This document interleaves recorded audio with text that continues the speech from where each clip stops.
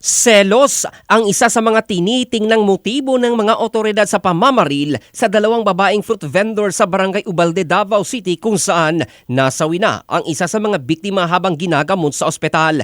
Kinilala ang nasawi na si alias Zemabel, 48 anyos matapos magtamo ng tama ng bala sa katawan ng pagbabaril umano siya ng sospek na kanyang mister na si alias Muslimen. Habang ang isa pang biktima ay patuloy na inoobserbahan sa Southern Philippines Medical Center na isang alias Rovegin, 36 anyos. Batay sa investigasyon ng pulisya, dakong alas 7:15 ng gabi noong Hulyo 5 nang maganap ang insidente habang nagtitinda ng prutas ang magkapatid sa Orchard Street sa gilid ng isang paaralan. Dumating umano ang sospek sakay ng isang motor at ilang beses na pinaputukan ang dalawang babae bago mabilis na tumakas. Ayon sa pulisya, lumitaw sa kanilang investigasyon na may kinalaman sa selos ang pag-atake matapos umano nagkaroon ng hindi pagkakaunawa ng sospek at ang biktimang si Jemabel.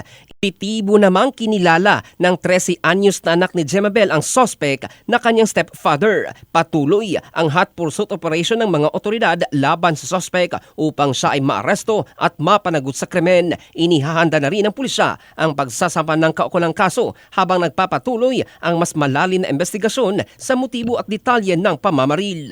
In the heart of changing lives, ito si Jofel Candado ng Brigada News Philippines, the Music and News Authority.